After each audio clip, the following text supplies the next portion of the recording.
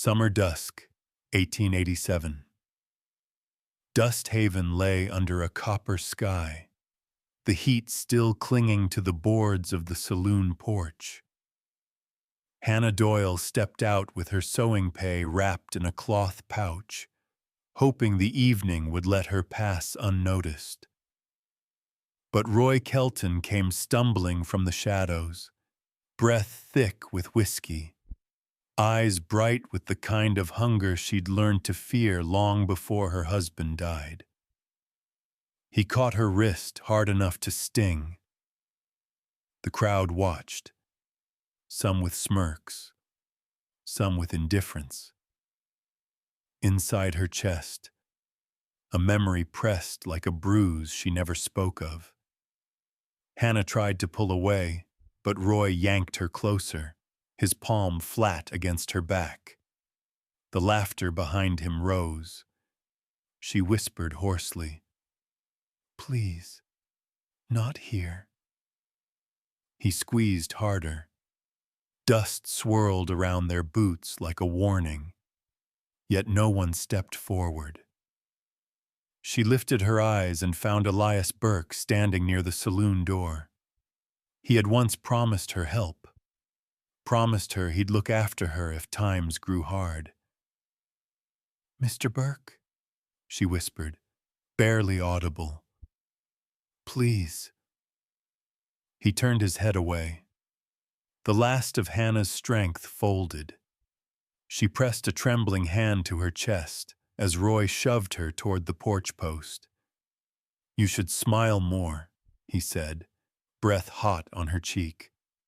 "A widow ought to be grateful someone still wants her." "Don't," her voice cracked. "Don't let them see me like this." Before the words had fully left her lips, a shadow stretched across the dirt.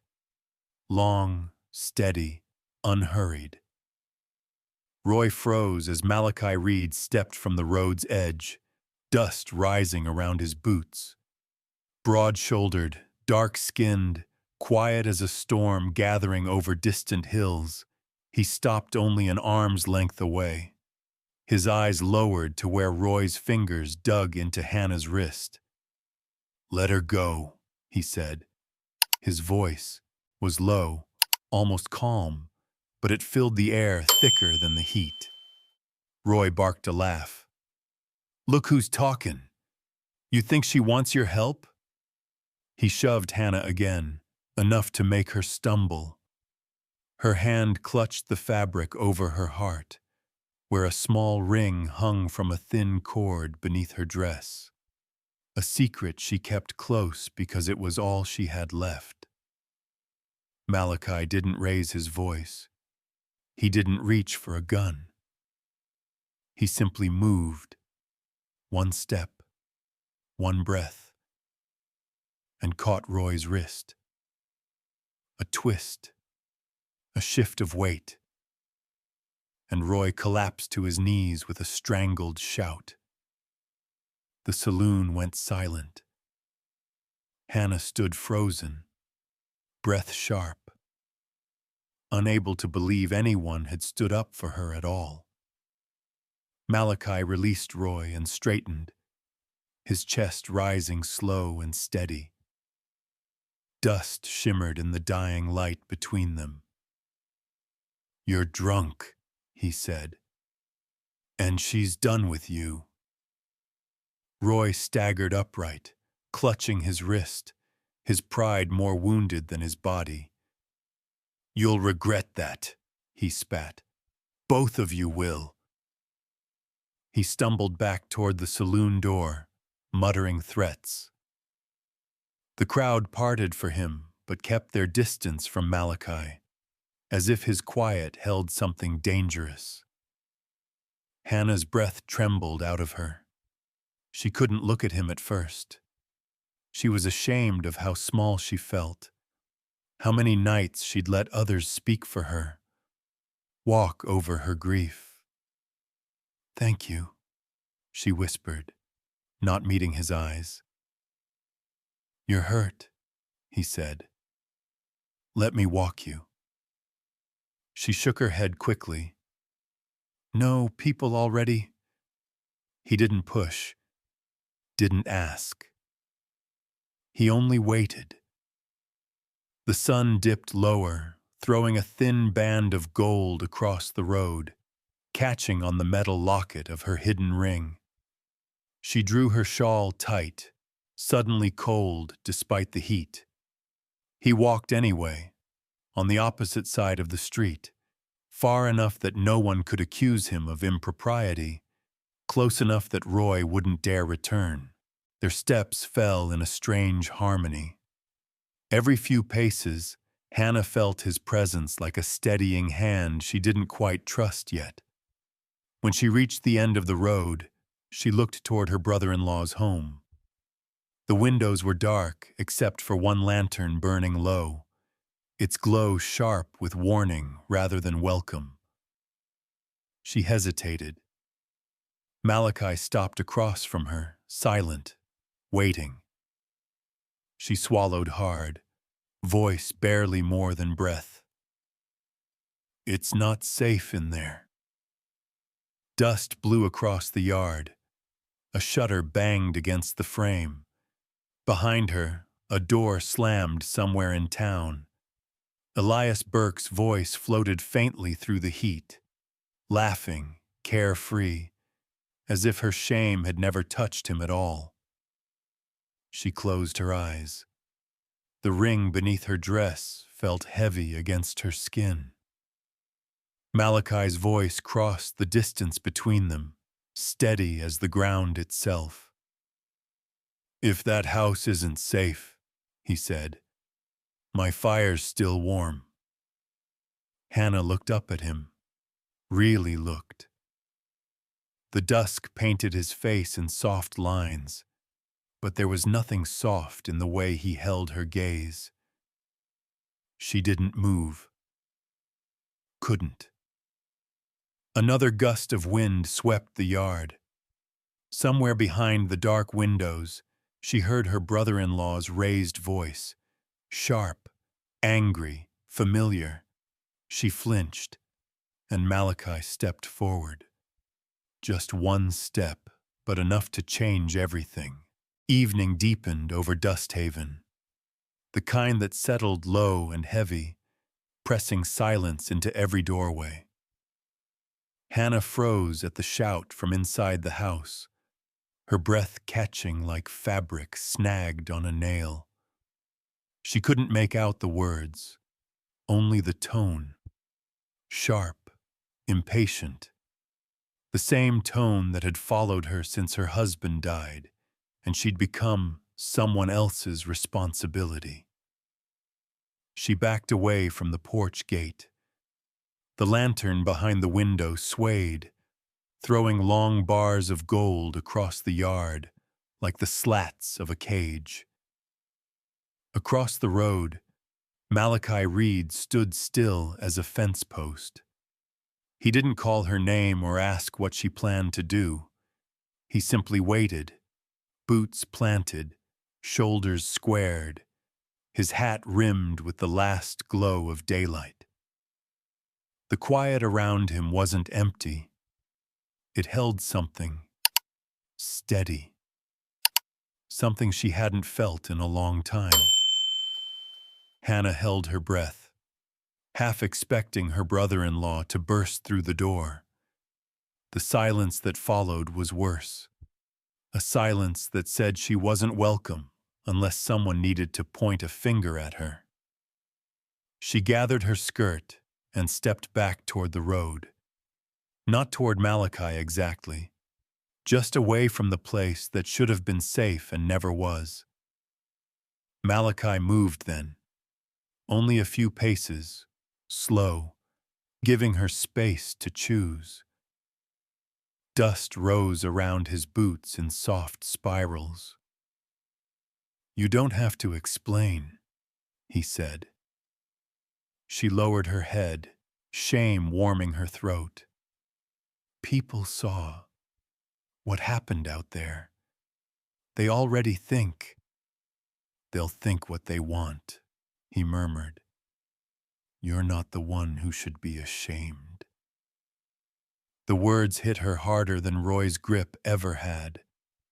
No one had spoken for her like that, not since her husband was alive. And even then, he'd defended her more out of pride than kindness. A group of men lingered outside the saloon. One of them snorted. "Look at that," he drawled. "The widow found herself a new shadow tonight." Another chuckled under his breath. The laughter crept under Hannah's skin, tightening her shoulders. She wasn't sure she could take another pair of eyes judging her, branding her with stories she hadn't written. Malachi didn't look at the men, didn't flinch. But the line of his jaw hardened. "Let's walk," he said quietly. "I don't know if you're not going back inside that house. Not tonight." She blinked. "You don't even know me." "I know enough." His voice wasn't gentle. It was firm, like a hand catching someone just before they fall. She didn't trust easily, not anymore, but for a moment, her body leaned toward the sound of his steadiness like a tired horse toward water. They walked side by side, though he kept a respectful distance between them. The sky dimmed to a burnt orange and then to bruised purple. Dogs barked in far-off yards. The cricket chorus rose in the brush. Every step eased her trembling, though her heartbeat still tugged at the bruised place on her wrist. When they reached the crossroads, one turn leading deeper into town, one leading toward the open plains, Hannah stopped. The wind carried the faint smell of sage. Her eyes stung. "Why did you help me?" she asked, her voice small. Malachi looked at her then, really looked. His eyes held none of the curiosity the others had. No judgment. Only something steady and complicated, like a man measuring how much truth a stranger could bear. "You were hurting," he said, and no one else moved. Simple. Too simple. But it shook her all the same. A horse whinnied behind them. Roy Kelton stumbled out of the saloon again, supported by his brother Clay. Clay whispered something sharp, and Roy straightened, his gaze locking on Hannah like a lamp flame catching dry brush. "Thought you could hide," Roy slurred. "You think folks don't see what you're doing?" Hannah stiffened. Her fingers curled into her palms. Malachi stepped half a stride forward, never touching her, just placing himself between her and the danger like it was instinct. Clay grabbed Roy's elbow. "Leave it. Just leave it." But Roy wasn't listening. His stare grew slick and hateful. "Widow thinks she's too good for us now. Walking with a—" Malachi didn't let him finish. "That's enough," he said. Clay swallowed, tugging his brother back. Roy fought him for a moment, then sagged against the pull, muttering curses that dissolved into the road. When they disappeared around the saloon corner, Hannah let out a breath she didn't know she'd been holding. The silence returned, gentler this time. The sun had dipped past the ridge, leaving only the outline of the plains in a soft violet haze. "You should get somewhere safe," Malachi said. She nodded, though her feet didn't move. Safe was a word she'd forgotten the meaning of. He gestured toward the direction of his ranch, far away, past the cottonwoods, where the night settled quieter. My fire's still going, he said again. Something inside her tightened, then loosened in the same breath. She touched her wrist where Roy had grabbed her. Just for tonight, she whispered. I don't want trouble. Malachi tipped his hat. Trouble found you anyway. A gust of wind swept across the road. Goosebumps lifted along her arms. She glanced back at the dark house that wasn't home anymore, then toward the quiet man waiting patiently in the dusk. And she made her choice. The night settled slow over Dust Haven, stretching long shadows across the empty road. Hannah walked ahead, clutching her shawl close. Her steps hurried, though she tried not to show it. Behind her, the faint hoofbeats faded into the distance, swallowed by the dark. She didn't know if someone was truly following, or if fear itself had grown a pair of spurs. Malachi Reed kept to the opposite side of the road, giving her space, boots striking steady against the packed earth. He didn't ask where she'd go, didn't ask what waited in that dim house at the end of the lane. He just walked, quiet as dusk, as if being near enough to keep danger off her heels was a duty he carried without question. The town thinned out behind them, lights dimming, dogs quieting, crickets rising in a low hum. Hannah felt each step like she was moving closer to a decision she wasn't ready to name. You don't have to come further, she said softly. Malachi didn't slow. I'll stop when you're safe. Safe. The word hit the air like a stone dropped in water, heavy, sinking fast. Her fingers tightened around her shawl. They'll talk more tomorrow, about tonight, about you. They've talked about me my whole life, he replied. I've learned to live with it. She swallowed hard, ashamed of how easily rumor could make her knees weak. Shame had lived in her so long, it felt like another skin. The road curved toward her brother-in-law's house, a narrow place leaning against the wind like it was tired of standing. A dim lantern burned in the front window, flickering with a nervous rhythm. Hannah slowed. Voices carried through the thin walls, loud, male, irritated. She hesitated at the gate. Malachi paused across the road, hands at his sides, watching without staring. You sure about this? He asked quietly. It's where I'm supposed to be, she said, though her voice betrayed the truth. She didn't believe it. Her brother-in-law, Owen Doyle, was a man who claimed decency the way gamblers claimed luck, only when it served him. After her husband died, he'd offered her a roof, but not warmth. Shelter, but never comfort. Tonight, the shouting inside told her what kind of welcome she'd receive. She moved one step toward the porch. The voices sharpened. Don't care where she is. She should have been home hours ago, always causing trouble. Hannah froze. Her chest tightened, breath caught in that old familiar place beneath her ribs, the same place grief and blame had lived since the night her husband died in the dust outside this town. A memory flashed.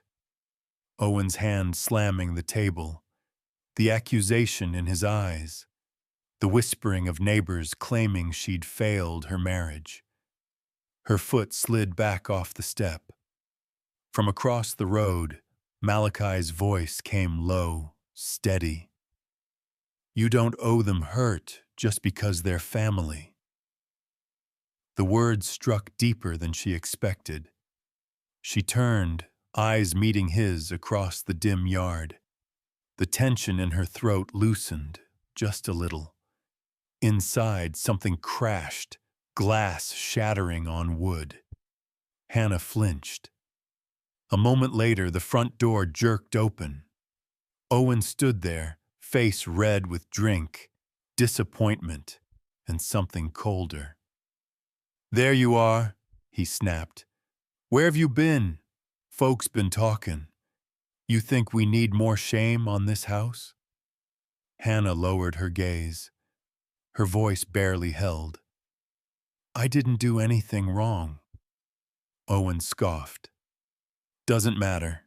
Perception is what counts. She took a breath. I think maybe I shouldn't stay here tonight. He stepped forward.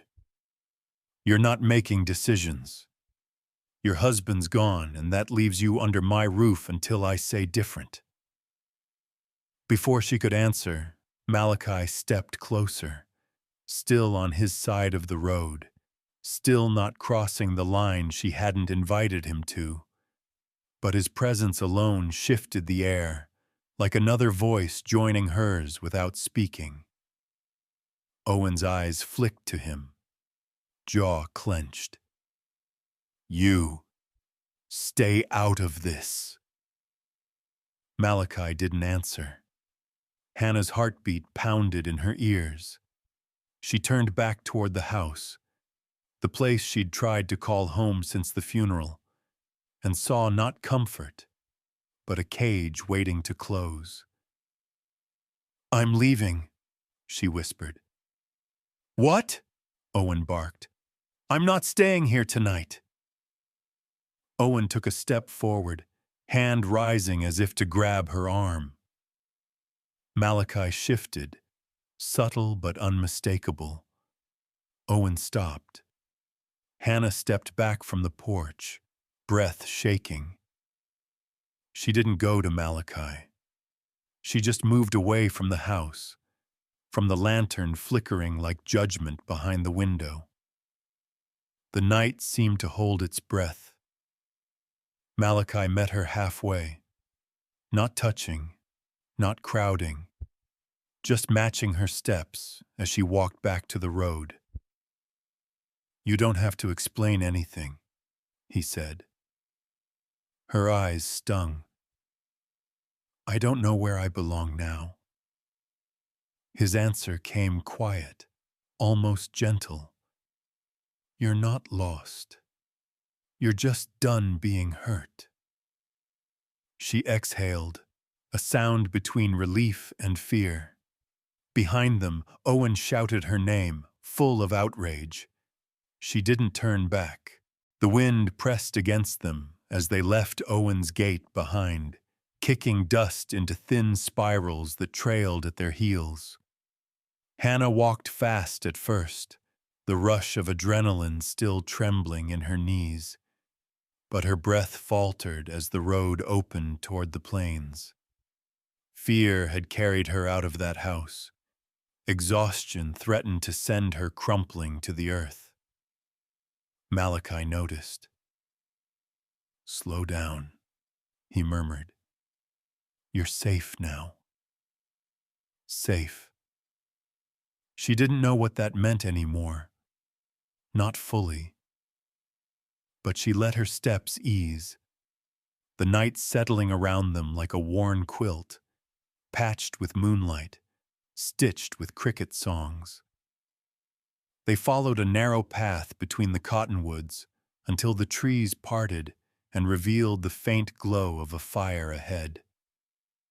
Malachi's ranch sat low and quiet against the dark horizon. A simple wooden house, a small barn leaning slightly to one side, and a fenced corral where two horses shifted their weight in the shadows. Smoke curled gently from the chimney, carrying the scent of cedar and something warm. Hannah's throat tightened. This was not her home. Yet her heart loosened, as if remembering what home once felt like. Malachi stepped onto the porch first and opened the door. "Come in.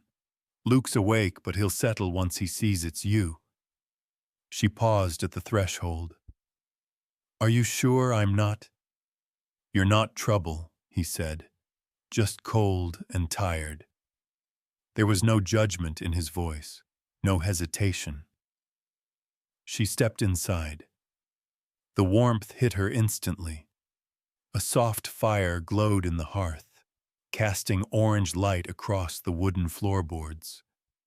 The room was modest: rough-hewn table, a pair of chairs, shelves lined with jars and tools. But everything carried the quiet order of a man who fixed what he could and lived with what he couldn't. A small figure peeked around the doorway to the loft ladder. Luke, 10 years old, lanky, watchful. His eyes darted between them, not frightened, but guarded. Hannah managed a small smile. "Hello." Luke didn't answer right away. He studied her the way a stray colt studies an offered hand, ready to bolt, ready to trust, unsure which way the world would turn. Malachi hung his hat on a peg. "She's staying tonight." Luke nodded slowly, then stepped out far enough for the firelight to touch his face. "Do you want water, ma'am?" His voice cracked a little, but his manners held steady. "Yes," Hannah whispered. "Thank you." He hurried to fetch it, almost eager beneath the shyness. Hannah sat near the table, legs trembling beneath her skirt. She placed her small cloth bundle, the one she always kept close, on her lap. Her fingers brushed the worn fabric. Inside it, the letter she hadn't dared to send lay folded tight. The letter where she told her mother-in-law she would surrender everything: land, tools, the small savings left after the funeral, because she believed she had failed the Doyle name. She felt its weight now like a stone.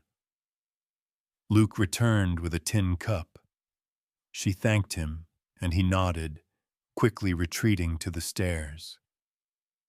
Malachi stoked the fire, his broad frame blocking the flame for a moment. "You'll take the bed," he said. "Luke'll sleep in the loft. I'll stay out here." Hannah blinked. "I can sleep on the floor." "No," he said gently, firm as a fence post. "You need rest." Her eyes stung. Kindness always hurt worse than cruelty. It broke the dam she'd held too long. She lifted the cup to her lips, swallowing slowly, letting the cool water steady her. Malachi settled into the chair opposite her. He didn't pry, didn't ask about Owen or her husband or the marks on her wrist. But his silence wasn't distant. It wrapped around her like another kind of shelter. Her gaze drifted to the mantel where a small wooden box sat, carved with initials she didn't recognize. Beneath it, a quilt draped over the back of a chair, hand-stitched, faded, patched with care. Someone had loved this house once. Firelight caught the ring beneath her collar as she shifted. She tucked it deeper, hoping no one saw the tremble in her hands. Malachi's eyes flicked toward her bundle. "You can set that down," he said quietly. "It won't leave the room." Hannah swallowed. I'd rather keep it close." He nodded, accepting the boundary without question. Luke climbed halfway up the ladder, then paused. "Is someone coming after us?" he asked, voice small. "Not tonight," Malachi answered. But Hannah wasn't so sure. She could still feel Roy's eyes on her skin, still hear Owen's voice ringing through the doorway. She pressed the cloth bundle tighter against her chest. A gust of wind rattled the window. The fire snapped sharply. Hannah flinched. Malachi rose and latched the window. "Nothing's getting in," he said. She nodded, but her breath remained uneven. For the first time in months, she wasn't being watched or judged or told what she owed. She was simply sitting, breathing, healing in the warmth of a stranger's fire. And yet, behind all that warmth, a shadow of fear still lingered. She wondered if safety could really last. The sound faded as quickly as it came. One dull hoofbeat, swallowed by the dark. Hannah stiffened in her chair, fingers tightening around her cloth bundle. Malachi stood by the window for a moment, listening, his posture calm but alert. Only when the silence stretched unbroken did he return to the fire. "It's just a rider passing," he said. She nodded, though her breath stayed thin. A single rider meant many things in Dust Haven, and none of them harmless. But the firelight softened the tightness in her chest, and she let her shoulders ease an inch. Luke climbed into the loft, the ladder creaking beneath his small weight. The boy settled quickly, trusting the roof beams more than he trusted the world below. Malachi lowered the lantern wick until the room dimmed to the glow of the hearth. "You should rest," he said, gesturing to the doorway leading to the small bedroom. "You'll feel steadier come morning." Hannah shook her head gently. "Not yet. My thoughts are loud." Malachi sat back in the chair opposite her, elbows resting on his knees. The quiet between them wasn't awkward. It held something human. Two people sitting close to the same wound, neither trying to hide that it was there. He stirred the fire with a metal poker, and the flame rose, lighting the shelves above the hearth. Hannah's eyes followed the glow and paused at a small envelope wedged behind a wooden carving of a horse. The name Sarah Reed was written in looping letters across its front. She spoke without thinking. "Is that your wife?" Malachi's breath caught. The smallest shift, but enough to make her regret the question. He set the poker down and looked at the envelope as if seeing it for the first time. "No," he said quietly. "My sister." Hannah lowered her gaze. "I'm sorry." His voice stayed level, but something deeper threaded through it. "She died 4 years ago. Men drinking where they shouldn't have. I was too far to reach her. By the time I rode into town..." He stopped. The words seemed to land somewhere heavy inside him. "You tried," Hannah whispered. "I wasn't fast enough." A simple sentence, but it scraped raw across the room. She felt it, felt the weight of it, like an echo of her own guilt. She hesitated before asking, "The letter. Why didn't you send it?" Malachi's jaw shifted, a quiet struggle. "Because I wrote it too late."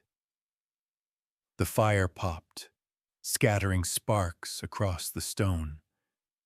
Hannah's eyes softened. Sometimes too late is still needed, she said. He looked at her then, not sharply, not questioningly, but like a man hearing truth he hadn't let himself consider.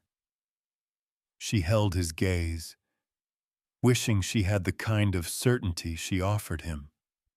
But her own bundle lay in her lap, pressing guilt into her hands. As if sensing her thoughts, Malachi nodded toward it. What do you carry there? Her pulse jumped. She clutched the bundle tighter.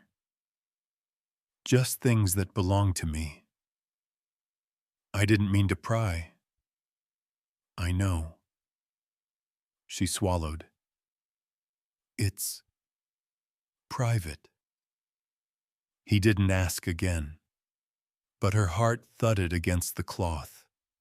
Inside was the letter she couldn't send, the truth she hadn't faced. She believed she had failed her husband, his family, and herself. Giving up the land felt like the only way to erase the shame. And yet here she was, being offered a seat at someone's fire. The room warmed, but her hands stayed cold. She set the bundle down only for a moment to warm her palms. Malachi leaned back, eyes half-lidded, softened by the fire's glow. You can stay as long as you need, he said. Luke won't mind. He likes you. He doesn't even know me. He knows enough. The same words he'd said on the road. They broke something in her chest, something tight and tired. A gust rattled the window again. Hannah startled. The bundle nearly slipped from her lap. She caught it quickly, but not before the corner lifted and revealed a sliver of the yellowed envelope inside. Malachi pretended not to notice. Still, she felt suddenly naked, exposed, as if her guilt had flashed across the room. I'm sorry, she whispered. For what? For bringing trouble here. He shook his head. Trouble came long before you did. You're just someone honest enough to admit you're hurting. Her breath trembled. She didn't know why those words meant so much. Maybe because no one had ever named her hurt before. She'd been called a burden, a reminder, an obligation, but never simply hurting. Outside, the wind rose again, brushing against the house. Luke shifted in the loft. Malachi added one more log to the fire, and its warm glow rolled across the walls like a blanket. You should sleep, he murmured. She hesitated, then rose slowly. Her legs steadied as she took the first step toward the bedroom door. But just as she reached it, a faint creak outside. Leather against wood. Time 500. A horse snorting close. Hannah froze. Malachi's eyes sharpened instantly. Someone was at the gate. Malachi moved first, quiet, controlled, as if every board beneath his boots already knew his weight. He eased the lantern wick down, letting shadows swallow the room. Hannah stood near the bedroom doorway, her breath tight, knuckles white as she held her bundle to her chest. The horse outside snorted again.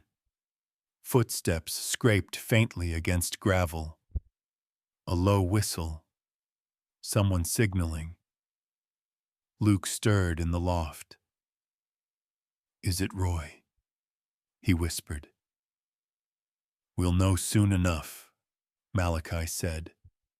He stepped to the window, lifted the curtain only a finger's width. The moon cast silver across the yard, empty, except for a lone rider turning away, cloak snapping in the wind as he disappeared down the road. A warning, not an attack. Someone checking, watching. Malachi let the curtain fall. "They'll talk by morning," he said. "We'll deal with it." Hannah exhaled shakily, but the air didn't fully return to her lungs.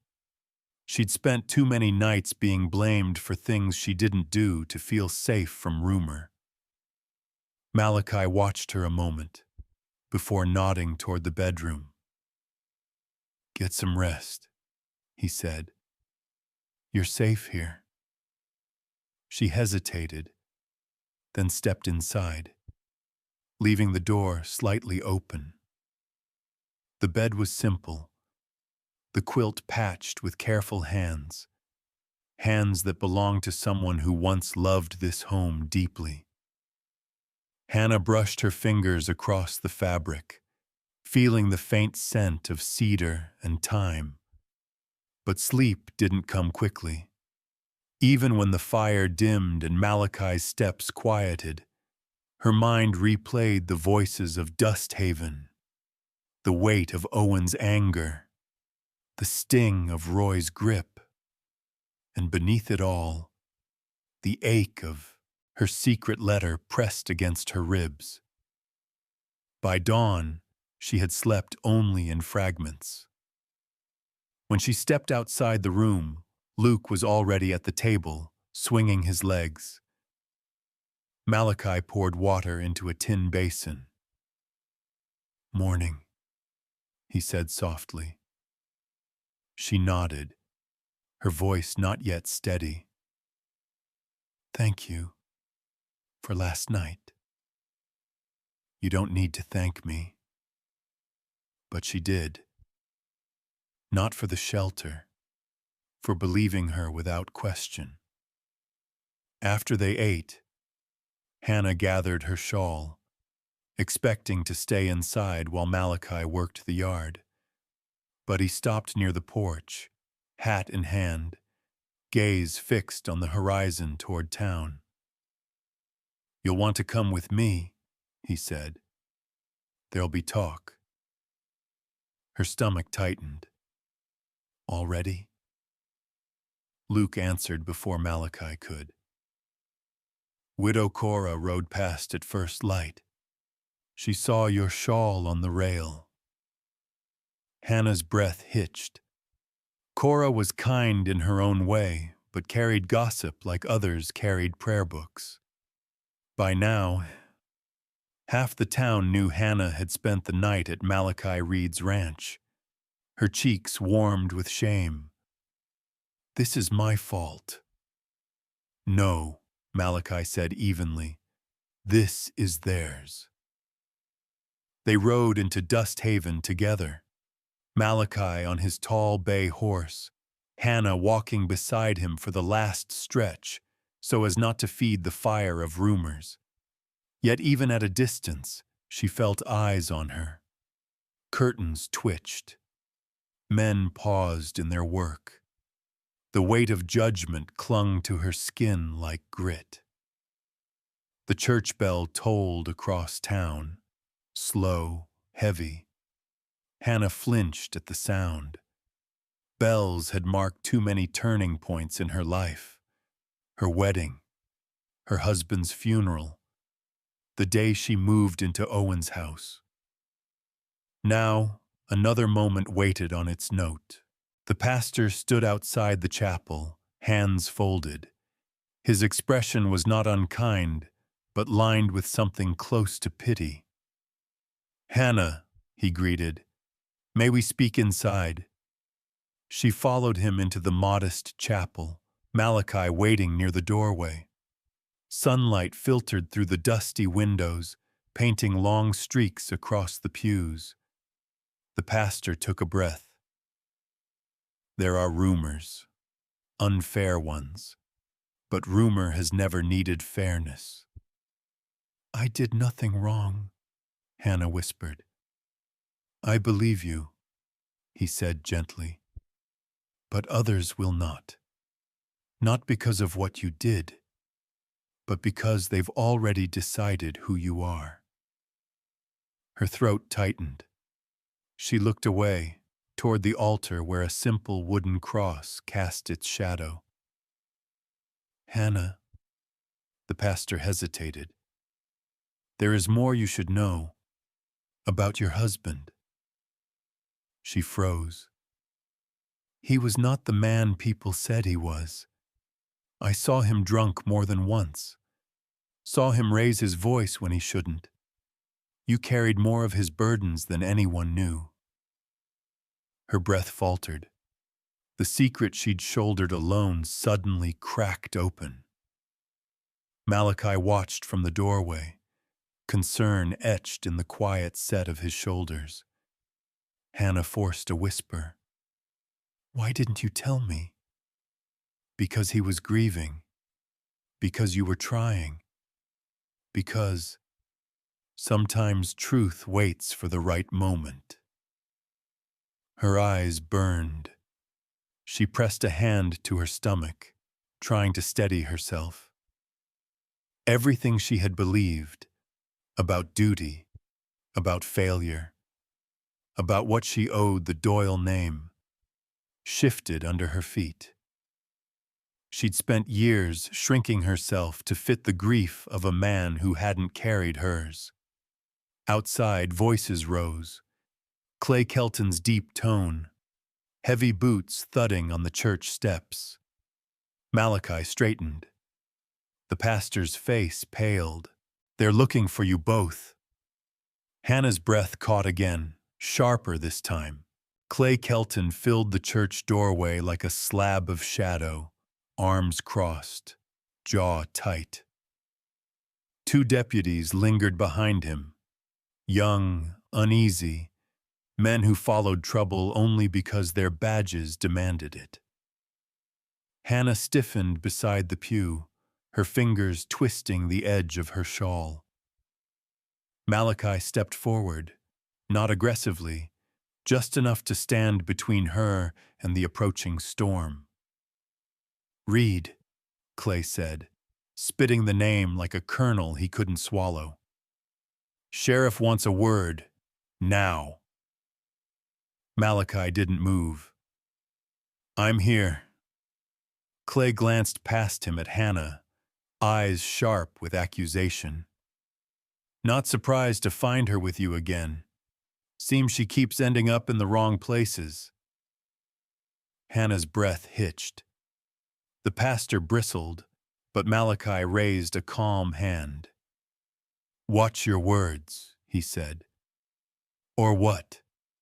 Clay stepped closer. You gonna lecture me about honor? After keeping another man's widow under your roof? Careful, Malachi murmured, voice low as distant thunder. The tension snapped through the chapel like a brittle rope. Hannah felt it cut across her skin. The humiliation sharper than Roy's grip had been the night before. The pastor spoke softly. Let's keep this civil, Clay. But civility had never been Clay Kelton's strong suit. Sheriff's office, he barked. Now! Malachi gave Hannah one steady look, quiet reassurance, a promise he didn't put into words, then followed Clay out into the sunlit street.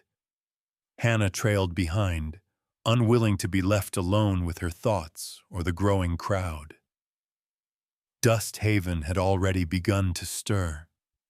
People drifted from doorways and store porches, drawn not by concern, but by the scent of spectacle.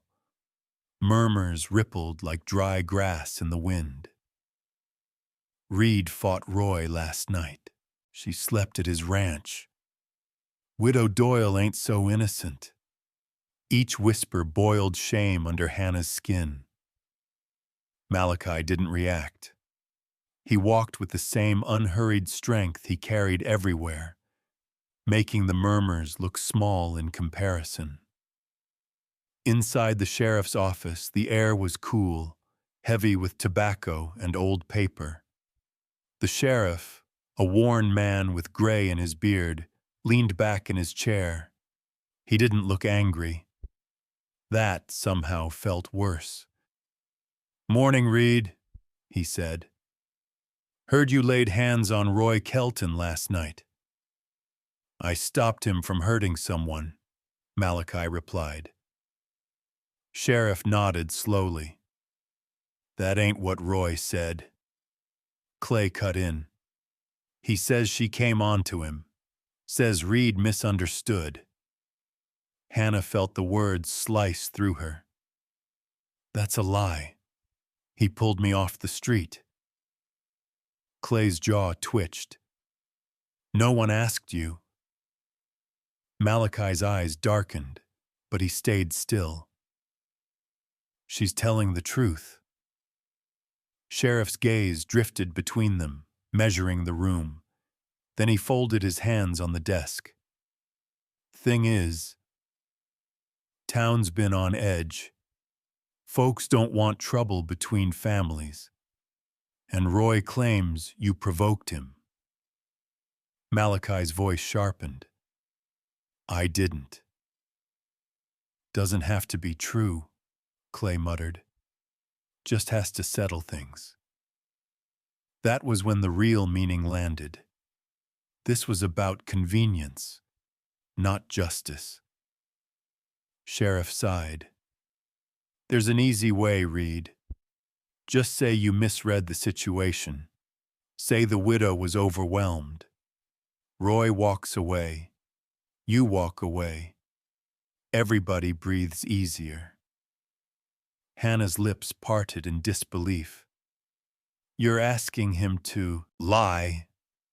Clay smirked. "I'm asking him to do the polite thing." Malachi didn't look at Clay, didn't look at the sheriff. He looked only at Hannah. And in that moment she knew he was fighting something deep, an old wound carved by the night he failed to reach his sister. The memory clung to him like dust on boots. "No," Malachi said finally. Sheriff frowned. "Think hard, Reed." "I am." Malachi stepped forward, planting his hands on the desk. "I won't trade truth for peace. Not when she's already paid enough for everyone else's comfort." The room went silent. Even the deputies looked up. Hannah felt something warm spark in her chest. Something she hadn't felt since long before her husband died. Someone was standing with her, not just near her. Clay clenched his teeth. "You're making a mistake, Reed." "Maybe," Malachi said. "But at least it's mine." Clay glared at him, then at Hannah.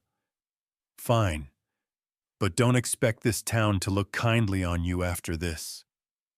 He stormed out, spurs striking like gunshots against the porch boards.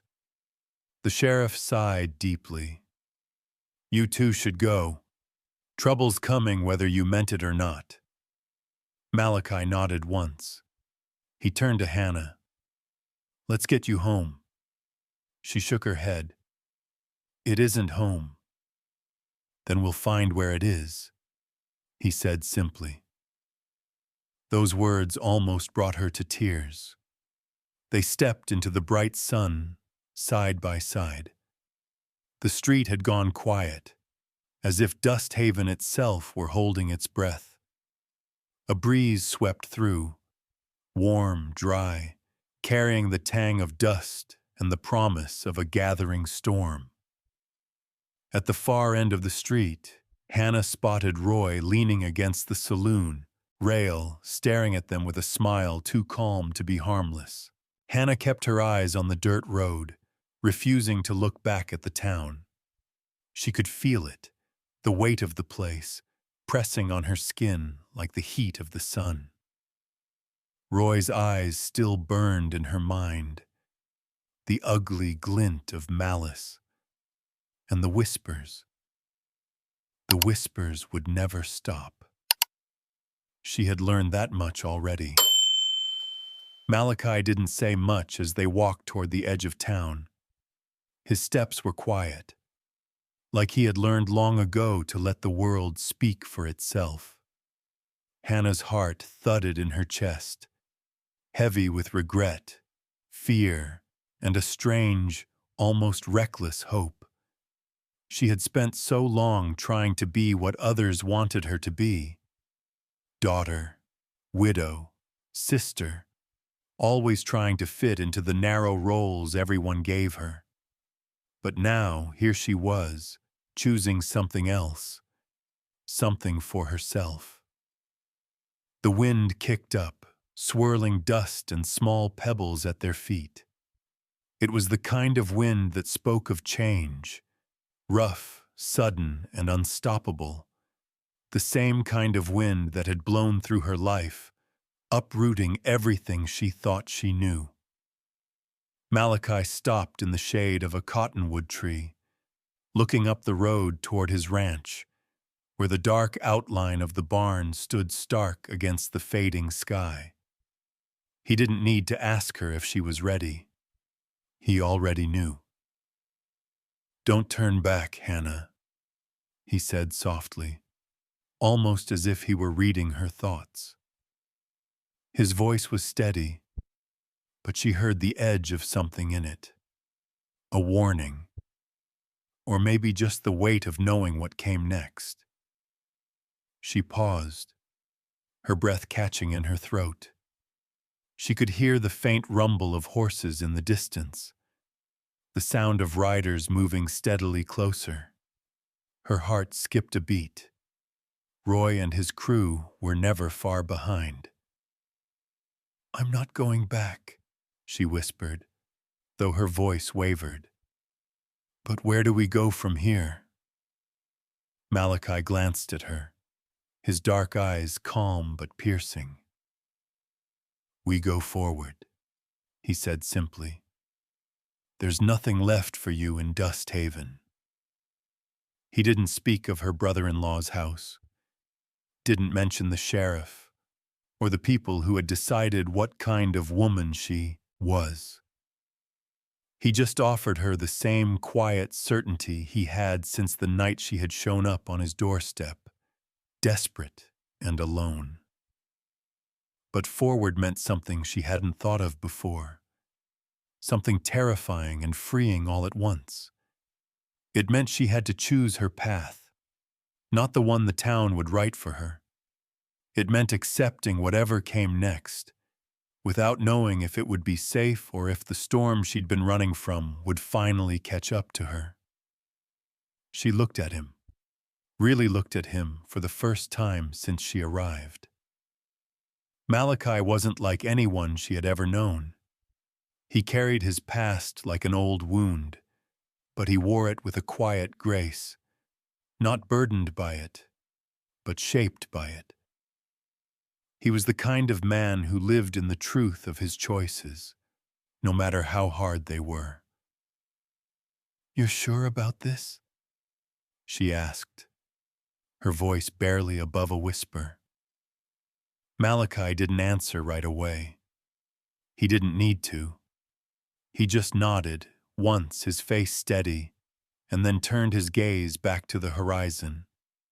The wind had picked up again, swirling the red dust, carrying with it the promise of more trouble, more questions. But for the first time in years, Hannah didn't feel like she was running away. She was running towards something that didn't belong to anyone but herself. The sound of hooves reached her ears, closer now, growing louder. "Go," Malachi said, his voice still calm, but edged with urgency. "We don't have time." Hannah took one last look at the town behind them, then turned away. She took a step, then another, her legs still shaky but moving. The road ahead stretched long and uncertain, but it was hers. The wind brushed past her, carrying with it a hint of something familiar, Freedom, maybe, or just the scent of something new. They walked in silence for a while, the sound of the approaching riders growing louder behind them. But neither of them turned around. They kept moving forward, Malachi leading the way, his shadow long in the fading light. And for the first time in a long while, Hannah felt the weight of the past lift just enough to let her breathe. There was still fear inside her, a gnawing uncertainty, but there was also something else, a spark of hope. She wasn't sure where it would take her, but for the first time in a long time, she didn't care. At the far end of the street, Hannah spotted Roy leaning against the saloon rail, staring at them with a smile too calm to be harmless. Clay Kelton's voice cracked through the evening air, sharp and cutting. "Stop right there, Reed!" Hannah's heart jumped in her chest. The sound of hooves had stopped, but the tension in the air was unbearable, like the stillness before a storm. Her hand instinctively reached for the bundle she'd been clutching all night. The last connection to the life she was running from. The life that seemed to chase her no matter how fast she moved. Malachi didn't break his stride. He kept walking, his boots steady against the earth. Hannah, despite everything, stayed close to him, walking just behind him, as if his presence might somehow shield her from whatever was coming. Another shout came, louder this time, more desperate. "I said stop, you damn fool!" Malachi's jaw tightened. The wind had kicked up again, swirling the dust like 1,000 angry whispers. It felt as if the earth itself was holding its breath. Hannah felt the sting of old fear, the kind that never truly leaves, the kind that comes with being blamed for things you didn't do. Her thoughts raced, but she kept her eyes forward, trying to ignore the sound of Clay's voice and the horses behind them. The dirt under her feet seemed to grow heavier with every step. They had to make it to the ranch. The thought was simple, but it felt like a distant dream now. The ranch was miles away, and with each footfall, she knew the distance between them and safety was closing fast. Behind her, the sound of hooves grew louder. The riders were close, too close. She could feel the pressure of their presence like a storm on the horizon. Every muscle in her body screamed to run, to escape, but she stayed with Malachi, trusting that he knew what to do. Suddenly, Malachi stopped. He turned, his hand resting on the rifle slung across his back. His eyes met hers, steady and calm, but there was something else in them, a quiet certainty that told her he wasn't afraid of what was coming.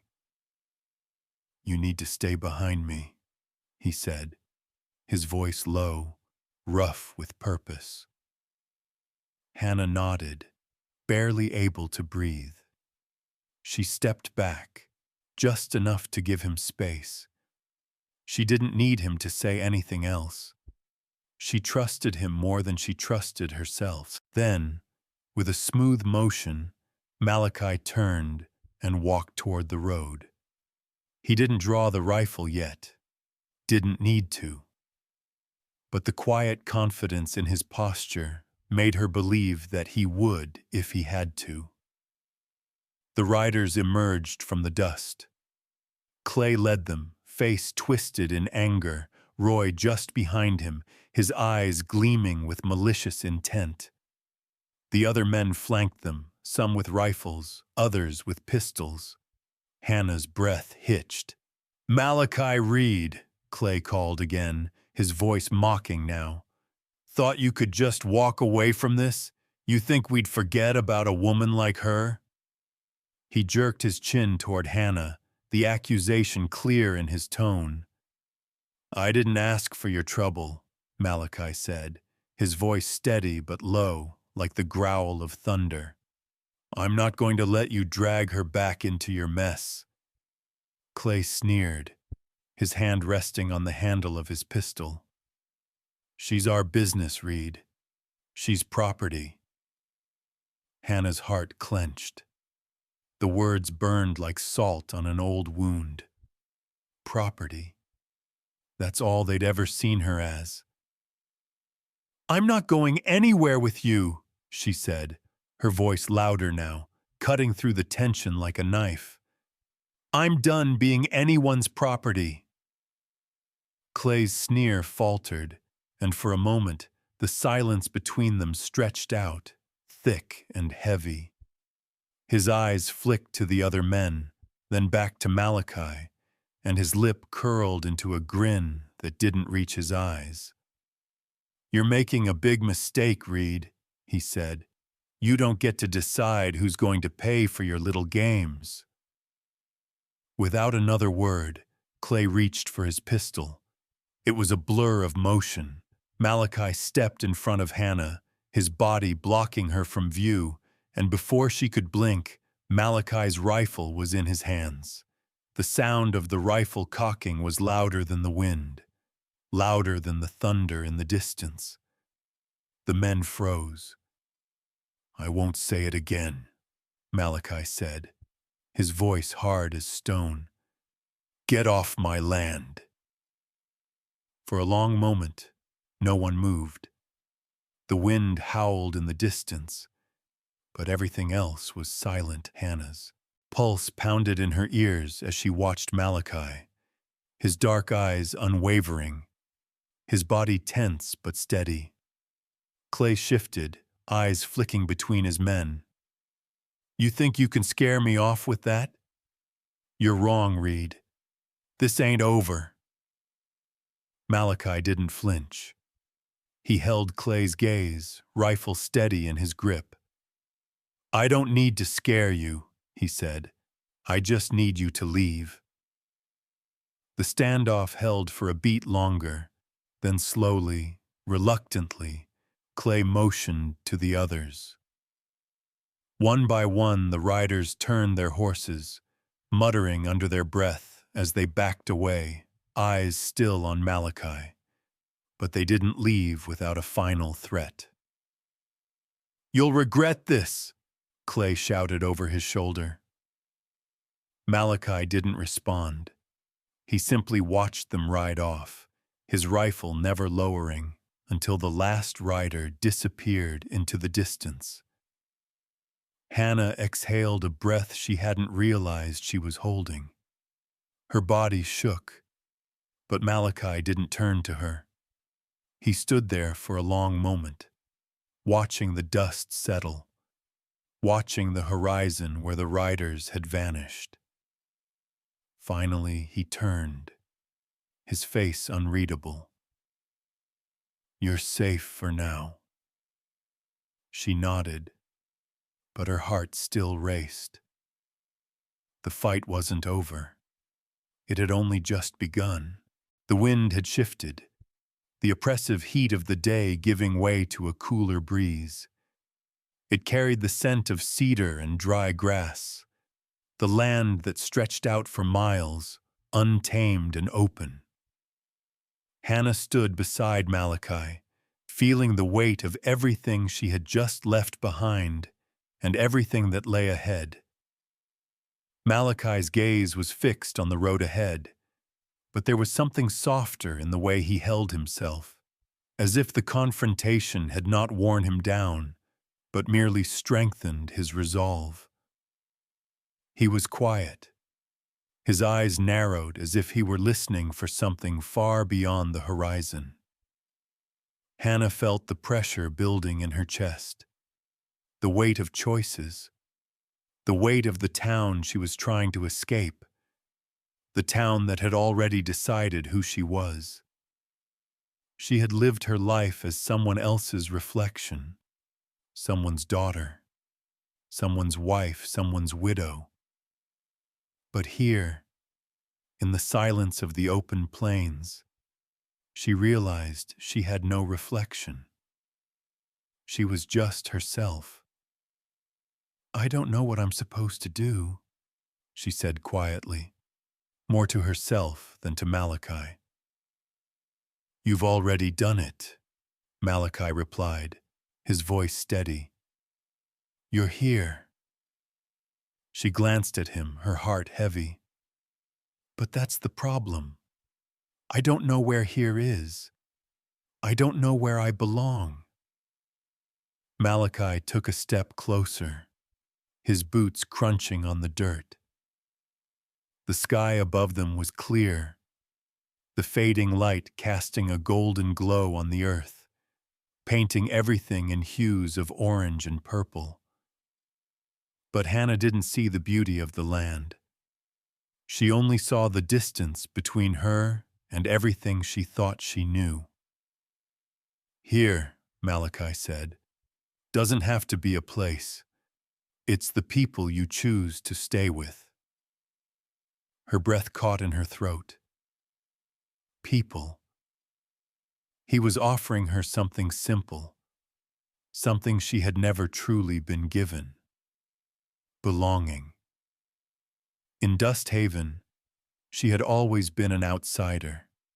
She had never been part of the community, never been allowed to be anything other than a woman in grief, a widow defined by what had been taken from her. But with Malachi, she felt like she might be able to choose who she was, even if it meant letting go of the past. "I don't know if I can stop being who they've made me," she said, her voice thick with the weight of years. "I don't know if I can stop feeling like I don't belong." Malachi's eyes softened, his gaze never leaving hers.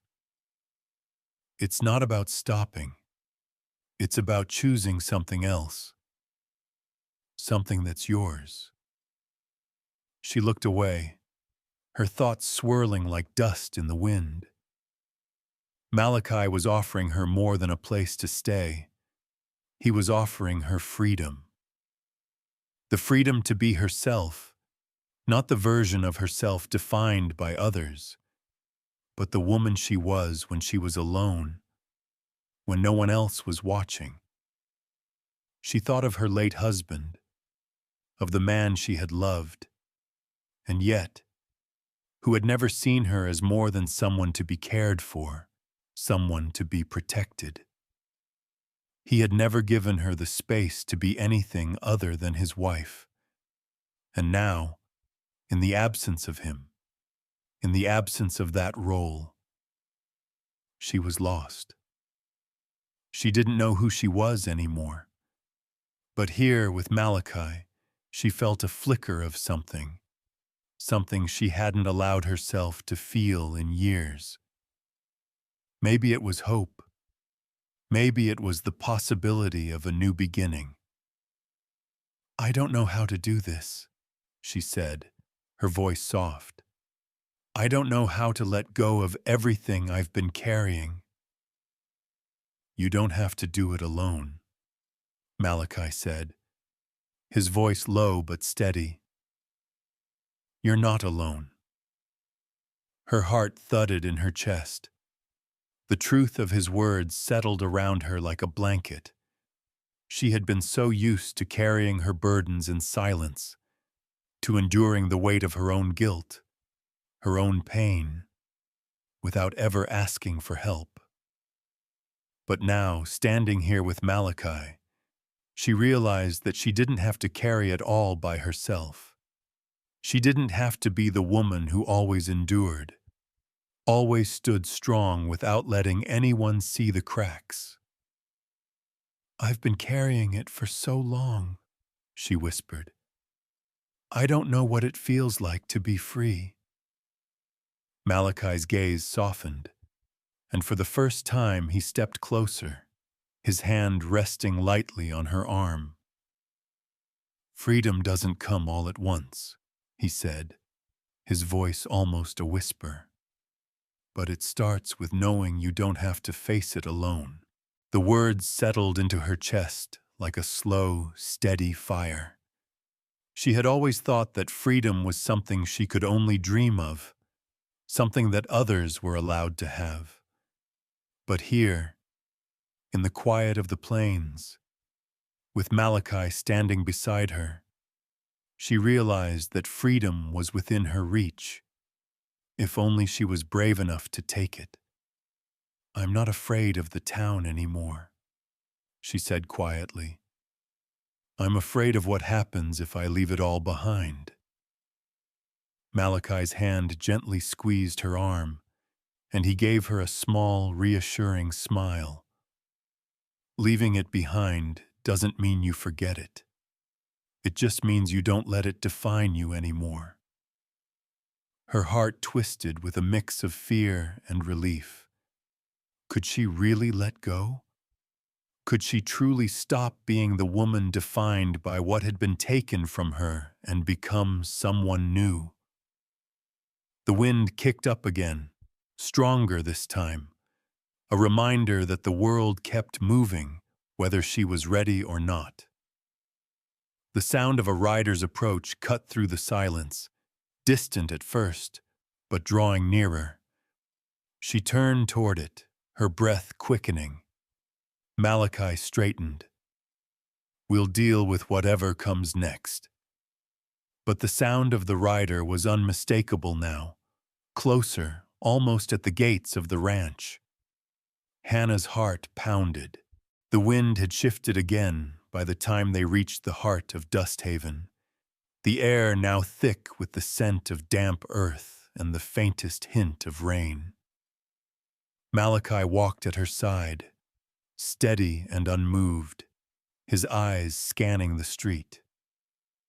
Hannah's chest tightened as they neared the center of town, where the church bell rang with a slow, deliberate toll, its sound heavy and final, like the echo of a decision already made. The townspeople had gathered outside the church, standing in clusters of murmurs and sideways glances. They weren't there for salvation. They were there for spectacle. The door to the church stood wide open, and inside the somber silence spoke louder than any words ever could. Hannah's breath quickened as she glanced up at Malachi. He didn't look at her, but she felt his presence beside her, solid and unwavering. She was not alone in this. Whatever came next, whatever truth would be revealed here today, she would face it with him. Clay Kelton was already there, leaning against the church pillar, a smug grin plastered across his face. His hand rested casually on the grip of his revolver, like a man who had all the cards in his hand. "Reed," he called, his voice cutting through the murmur of the crowd. "You're not as smart as you think you are." Malachi stopped just short of the door, his body tense. "It's not about being smart, Kelton. It's about doing what's right." Clay scoffed, his eyes flicking to Hannah, who stood just behind Malachi, her gaze downcast. "Right? This town's been feeding you lies long enough, and now you're going to defend her? The widow who's done nothing but drag us all through the dirt?" Hannah felt the sting of his words, the weight of every accusation he'd ever made against her. The whispers, the judgment, the silent condemnation that had followed her since her husband died. All of it now felt like it was closing in, like the walls were too narrow to escape. But she didn't shrink. Not this time. She lifted her head and looked at Malachi, who stood before her, solid like the mountain behind the ranch. For the first time in years, she felt like she could stand tall, not because she had the answers, but because she had someone who believed in her enough to stand beside her. Inside the church, The air was thick with the scent of polished wood and the faint echo of footsteps. The pews were half full, some of the town's more curious or concerned residents seated, waiting for something to happen. The sheriff sat near the front, his face unreadable, while the pastor stood by the pulpit, his hands folded. "Everyone's here, Reed," Clay's voice rang out, louder now. "You better hope your conscience can take the weight of this." Hannah swallowed, the tightness in her throat almost choking her. She stepped forward, past Malachi, who didn't move to stop her. She had already made her choice. She wasn't going to let the weight of other people's sins rest on her shoulders anymore. "You've never known what it means to fight for what's right," she said, her voice cutting through the tension. "You think you can drag me through the dirt because you've done it before. You think that's who I am just because it's who you want me to be. But you're wrong. I'm not your property. I'm not anyone's." The words hung in the air, ringing louder than the bells that had called everyone to this moment. For a long beat, no one spoke. The crowd was silent, watching her, waiting. Then the sheriff stood, the lines of his face tightening as he looked at Clay. "You know this isn't just about one woman, Kelton," he said, his voice gravelly, like he'd smoked one too many cigars. "This is about a town that's been living in the shadows of lies for too long. We've all been complicit in letting this happen." Clay's eyes narrowed, the smugness draining from his face for the first time since Hannah and Malachi had walked in. "You're speaking as if we're all guilty, Sheriff. You think this town needs saving?" "I think this town needs truth," the sheriff replied. "And it needs justice, and we won't get it by sweeping everything under the rug anymore."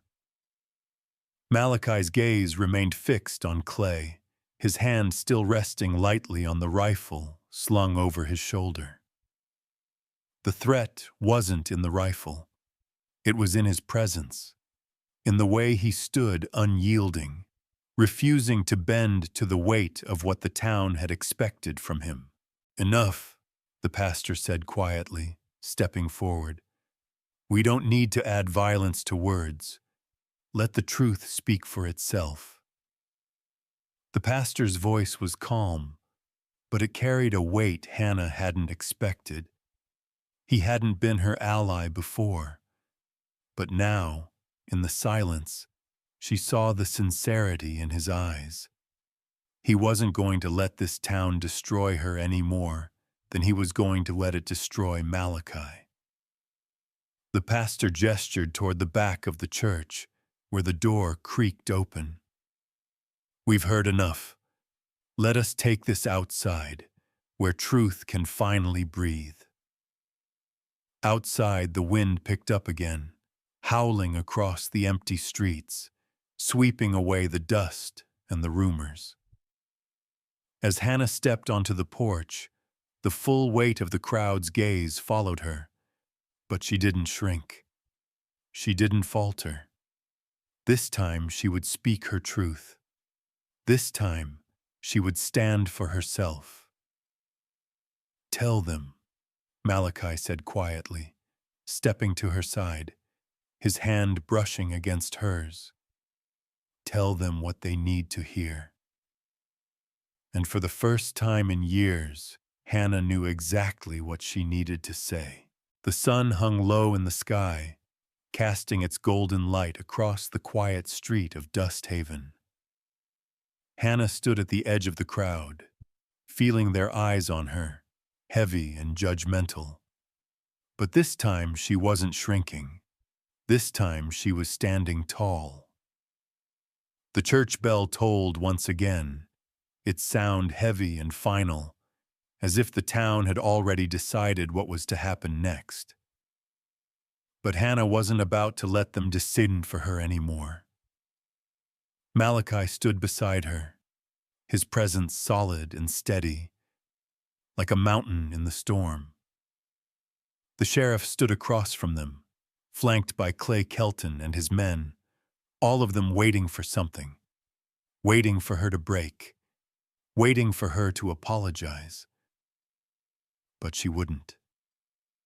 The town had made its judgments, and today, Hannah would make hers.